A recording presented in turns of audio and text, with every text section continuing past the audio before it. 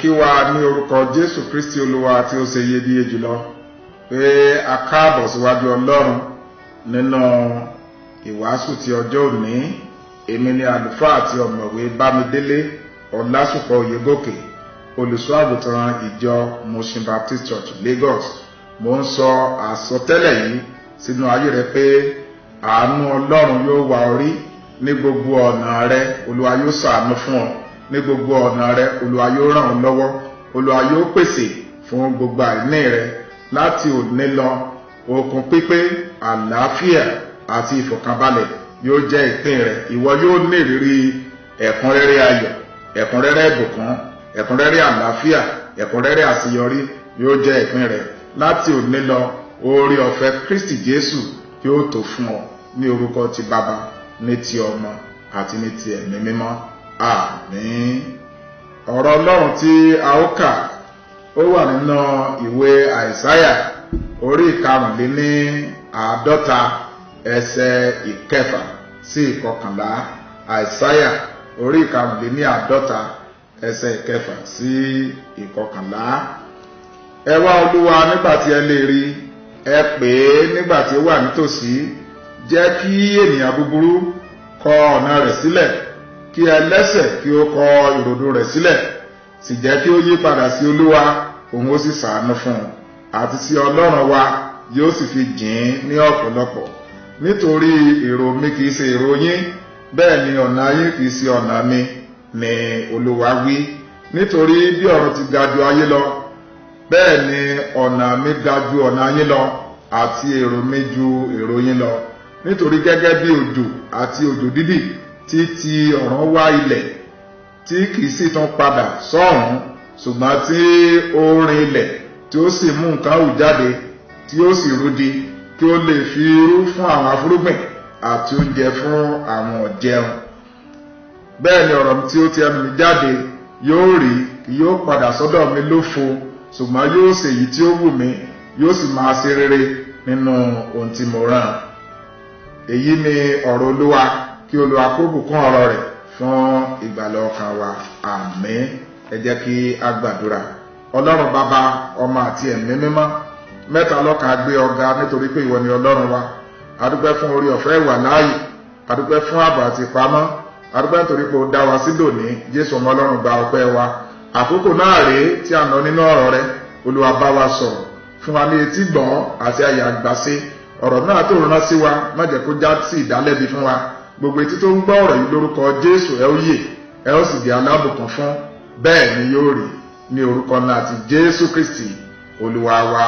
Àmín. Orí ọ̀rọ̀ tí a kíyèsí lónìí ó ní wá Olúwa kí o sì rí ìbùkún rẹ̀. Wá Olúwa kí o sì rí ìbùkún rẹ̀. Wíwá Olúwa ó jẹ́ àǹfààní ńláńlá fún àwọn ọmọ Ọlọ́run lónìí. Nígbàtí a bá mọ àṣírí àti wá Olúwa, eléyìí ó ràn wá lọ́wọ́ láti rí ọ̀pọ̀lọpọ̀ ìbùkún rẹ̀ gbà, tí yóò lè ru wá sókè, tí yóò sì lè mú wa ní àfojúsùn tí ó dára, tí yóò ràn wá lọ́wọ́ láti mọ̀ wípé bóyá a wà ní ojú ọ̀nà tó tọ́, bóyá a wà ní ipa ti Ọlọ́run, tàbí a ti yẹsẹ̀ kúrò ní ọ̀nà rẹ̀.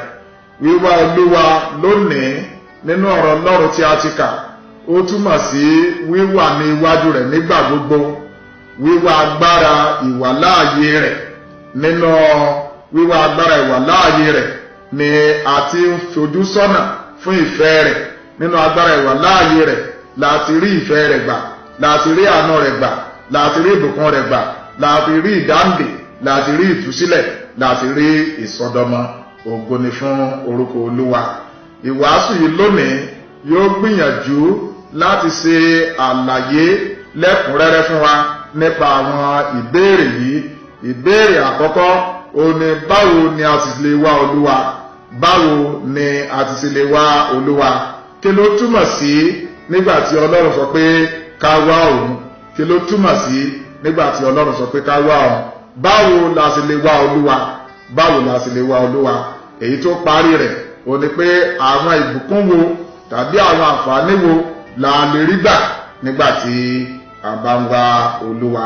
gbà tí à ń wá Olúwa ó mọ̀ pé à ń ṣe akitiyan à ń sa ipá wa gẹ́gẹ́ bí ọmọlẹ́yìn Kristi láti wá ojú Ọlọ́run nínú àwọn ìdáwọ́lé wa nínú iṣẹ́ wa àti nínú gbogbo tí à ń ṣe, torí pé Ọlọ́run yìí ó ní Ọlọ́run ẹni tí ó ní agbára lórí ohun gbogbo. Ọlọ́run alágbára ni. Ọlọ́run yìí ló wà ní ibi gbogbo ní àkókò gbogbo ní ààyè gbogbo. Ọlọ́run yìí ó ní ẹni tó mọ ohun gbogbo tí ó sì lè ṣe ohun gbogbo. Ọlọ́run jẹ́ olóòótọ́, ó jẹ́ olódodo, ó jẹ́ ẹni tí kìí parọ́, ó jẹ́ ẹni tí kìí ṣèké. Ọlọ́run yìí jẹ́ ẹni tí ó ń ṣe ohun tó dára ní ìgbà gbogbo. Nípa wíwá Olúwa yóò ràn wá lọ́wọ́ láti mọ irú ẹni tí Ọlọ́run jẹ́, láti mọ agbára rẹ̀, láti mọ ìṣe rẹ̀, láti mọ àwọn àbùdá ìwà rẹ̀ èyí tí ó lè ran ayé wa lọ́wọ́. Nígbà tí a sọ pé kí a wá Olúwa, nígbà tí a lè rí ará olùfẹ́, ohun tó túmọ̀ sí ó ní pé nínú ìrìn àjò ìgbàgbọ́ lójoojúmọ́ kí a máa ka ọ̀rọ̀ Ọlọ́run, torí láti ibẹ̀ ni Ọlọ́run ti ń bá wa sọ̀rọ̀. Láti inú ọ̀rọ̀ rẹ̀ tí a kọ sílẹ̀ òun ti ń bá wa sọ̀rọ̀ ní pàtàkì jùlọ fún àwọn tí ọkàn wọn ń pòǹgbẹ fún ọ̀rọ̀ rẹ̀. Láti wá Olúwa nígbà tí a lè rí lójoojúmọ́ gẹ́gẹ́ bí ọmọ Ọlọ́run lónìí, òun ni láti máa kọrin ìyìn, ọpẹ́ àti ìsìn sí Ọlọ́run, láti máa kọrin yìn nígbà gbogbo, torí pé Ọlọ́run ń gbé nínú ìyìn àwọn ènìyàn rẹ̀. A lè rí Ọlọ́run, a lè rí agbára ìwàláàyè rẹ̀, a lè rí ojúrere ìbùkún rẹ̀ nígbà tí a bá ń kọrin yìn sí ní ojoojúmọ́. Nígbà tí a bá ń gbàdúrà sí Ọlọ́run, tí a ń bá sọ̀rọ̀ lọ́sàn àti lóru ní gbogbo ìgbà, a lè rí Ọlọ́run tí yóò sì ràn wá lọ́wọ́ láti fetí sílẹ̀ sí ìtọ́sọ́nà rẹ̀. Ará mi, Ọlọ́run ò gbàgbé wa, kò sì ní fi wá sílẹ̀, bẹ́ẹ̀ ni kò ní kọ̀ wá sílẹ̀. Ó ní agbára ìsádi fún àwọn tí ó bá fi ara balẹ̀ wá. Nígbà tí à ń wá Olúwa gẹ́gẹ́ bí ọ̀rọ̀ Ọlọ́run ti sọ wípé ẹ wá Olúwa nígbà tí ẹ lè rí, ẹ pè nígbà tí ó wà nítòsí. Ó ní láti tún àwọn ètò ayé wa ṣe, láti wà ní ìbámu pẹ̀lú ìfẹ́ ti Ọlọ́run, láti wá Olúwa pẹ̀lú ọkàn ìrẹ̀lẹ̀, láti wá Olúwa nígbà tí à ń gbé ìgbésí ayé ìfẹ́ ara ẹni jìn pátápátá fún Olúwa. Ìwé ìrere ti Mátíù orí 6 ẹsẹ̀ 23, ìrere ti Mátíù orí 6 ẹsẹ̀ 23, ó sọ fún wa pé ṣùgbọ́n ẹ tètè máa wá ìjọba Ọlọ́run náà àti òdodo rẹ̀, àwọn nǹkan tó kù Olúwa yóò fi kún fún wa. Ará nínú Olúwa, ìwé ọ̀rọ̀ Ọlọ́run tí a ti kà, wòlíì Àìsáyà orí 45 ẹsẹ̀ 7 àti ẹsẹ̀ 7, ó ń sọ fún wa pé ẹ wá Olúwa nígbà tí ẹ lè rí, ẹ pè é nígbà tí ó wà nítòsí. Ọlọ́run kò fìgbà kankan jìnnà sí wa. Àwa là ń sá kúrò lọ́dọ̀ Ọlọ́run, àwa la jìnnà sí Ọlọ́run nítorí ẹ̀ṣẹ̀ wa. Ẹ̀ṣẹ̀ ti gbé ọ̀gbun ńlá sí àárín àwa àti Ọlọ́run. Ẹ̀ṣẹ̀ jẹ́ ohun ìdènà ńlá tó wà láàrin wa àti Ọlọ́run. Ìdí nìyẹn tí Ọlọ́run fi bá wa sọ̀rọ̀ lónìí wípé jẹ́ kí ènìyàn búburú kọ ọ̀nà rẹ̀ sílẹ̀, kí ẹlẹ́ṣẹ̀ kí ó kọ ìrònú rẹ̀ sílẹ̀, jẹ́ kí ó yí padà sí Olúwa, òun ó sì ṣàánú fún un, àti sí Ọlọ́run wa yóò sì fi jìn lọ́pọ̀lọpọ̀. Ọlọ́run ṣetán láti ṣàánú fún wa àti láti dárí àwọn ẹ̀ṣẹ̀ wa jìn wá. Nítorí náà ará olùfẹ́, jẹ́ kí a wẹ ọkàn wa mọ́, jẹ́ kí a wẹ ọwọ́ wa mọ́, jẹ́ ká kúrò nínú èrò ibi, ká kúrò nínú èrò búburú sí ara wa àti sí arákùnrin wa, ká kúrò nípa ìwà àìdára sí Ọlọ́run àti sí arákùnrin wa, kí a jẹ́wọ́ ẹ̀ṣẹ̀ wa fún Ọlọ́run, kí a sì kọ̀ sílẹ̀. Bàtà bá ṣe eléyìí tí a fara balẹ̀ wá Olúwa, Olúwa yóò farahàn wá, yóò sì bá wa pàdé lójú ọ̀nà ìní wa. Àwọn ìbùkún wo ni a lè rí nígbà tí a bá ń wá Olúwa? Àwọn ìbùkún wọ̀nyí ni a lè rí nígbà tí a máa ń wá Olúwa. Ìbùkún àkọ́kọ́ ó ní ìbùkún ìpè tó pè wá gẹ́gẹ́ bí ọmọ Ọlọ́run. Èròǹgbà rẹ̀, èrò rere tó ní sí wa àti ìpè tó pè wá gẹ́gẹ́ bí ọmọ Ọlọ́run. Nígbà tí a bá fẹ́ rí Olúwa, tí a fẹ́ gbádùn rẹ̀, tí a fẹ́ mọ orí ọ̀fẹ́ rẹ̀, àlàáfíà rẹ̀, ìṣẹ́gun rẹ̀ nínú ayé wa, a ní láti wá lọ́nà àkọ́kọ́ nípa ìgbàlà, kí a gba Jésù Olúwa ní Olúwa àti olùgbàlà wa, kí a bẹ̀rù Ọlọ́run ká sì máa rìn ní ọ̀nà rẹ̀ ní ọjọ́ ayé wa gbogbo. Àwọn ìbùkún wọ̀nyí yóò sì ṣẹ lé wa lórí. Ìbùkún ni fún ọ nígbà tó bá wọlé, ìbùkún ni fún ọ nígbà tí o bá jáde. Olúwa yóò fi ọ sí orí, ìwọ kò ní jẹ́ ẹ̀rù, ìwọ sì máa lékè sáá, bẹ́ẹ̀ ni ìwọ kò ní di ẹni ẹ̀yìn. Ó ní èmi mọ èrò tí mo ní sí ọ, èrò rere ni èrò àlàáfíà, láti fún ọ ní àlàáfíà àti ìrètí tí ó dájú. Ìbùkún kejì tó wà fún àwọn tó ń wá Olúwa, ó ní ìbùkún tó wà fún ẹnì kọ̀ọ̀kan. Eléyìí ni pé ìwọ nígbà tó bá wà nínú ìlú, Olúwa yóò bùkún fún ọ. Olúwa yóò bùkún fún ọ ní ilé, Olúwa yóò bùkún fún ọ ní oko. Olúwa yóò bùkún fún èso inú rẹ, yóò bùkún fún ọmọ inú rẹ, yóò bùkún fún èso ilẹ̀ rẹ, yóò bùkún fún èso àgùntàn rẹ àti àwọn màálù rẹ. Nígbà tó bá wọlé, tó bá jáde, ààbò Ọlọ́run yóò dájú lórí rẹ. Ọlọ́run yóò sì fèrèsé ọ̀run sílẹ̀, ìṣúra ọ̀run yóò sì lé ọ lórí, yóò sì rọ̀jò ìbùkún sí orí ilẹ̀ rẹ ní àkókò rẹ̀. Bẹ́ẹ̀ ni ìwọ sì máa wí orílẹ̀-èdè, ìwọ kì yóò sì tọrọ.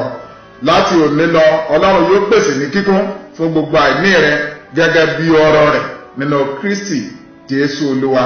Àwọn ìbùkún mìíràn tí o tún lè rí gbà ní eléyìí: nígbà tí o bá ké pe Ọlọ́run, tó wá ojú rẹ̀, tó sì ṣe ìfẹ́ rẹ̀, láti òní lọ ìwọ yóò rí Ọlọ́run, yóò sì dára fún ọ.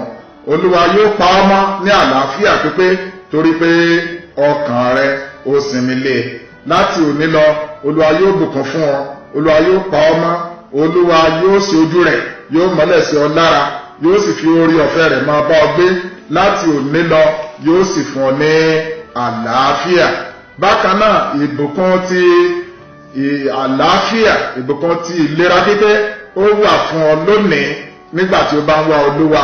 Búburú kan kì yóò ṣubú lù ọ́, bẹ́ẹ̀ ni àrùn kárùn kan kì yóò súnmọ́ ilé rẹ, nítorí pé Olúwa yóò pàṣẹ fún àwọn áńgẹ́lì rẹ̀ nítorí rẹ láti pa ọ́ mọ́ ní ọ̀nà rẹ gbogbo.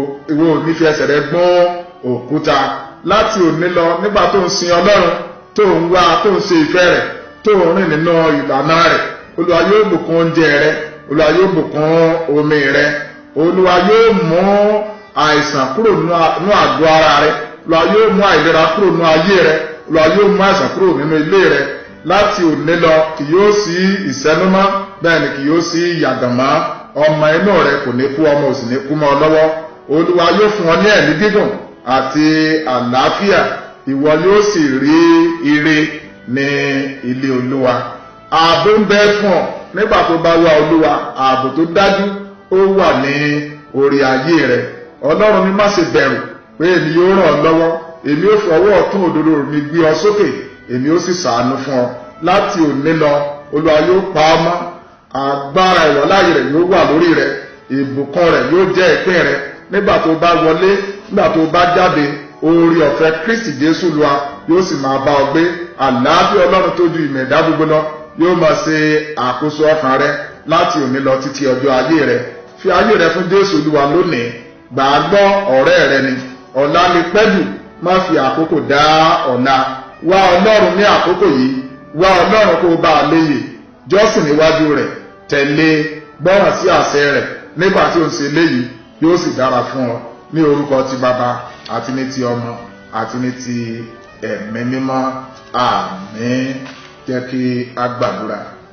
Lọ́run ayérayé, a dúpẹ́ fún ọ̀rọ̀ rẹ tí ẹ ti rán sí wa. Baba, gba ọpẹ́ wa, Olúwa gba ẹ̀yìn wa. Oore ọ̀fẹ́ tí a fi lè bá ọ rìn, tí a fi lè ṣe ìfẹ́ rẹ, lórúkọ Jésù Olúwa fi fún wa. Fún gbogbo àwọn àyànfẹ́ tí wọ́n wá ojú rẹ lónìí, tí wọ́n dúró dè ọ́ nínú àwẹ̀ àti àdúrà, Olúwa yóò farahàn yín. Ẹ ó rí agbára ìwàláyé Ọlọ́run, ẹ ó rí ìbùkún rẹ̀ gbà. Iṣẹ́ ìyanu ńlá yóò ṣẹlẹ̀ nínú ayé rẹ. Láti òní lọ Olúwa yóò fi ọ̀rọ̀ rẹ ṣe ìyanu. Gbogbo tó bá dáwọ́lé yóò yọrí sí rere. Ìṣẹ́gun bẹ fún ọ, bẹ́ẹ̀ ni yóò rí ní orúkọ Jésù Kristi Olúwa wa. Àmín.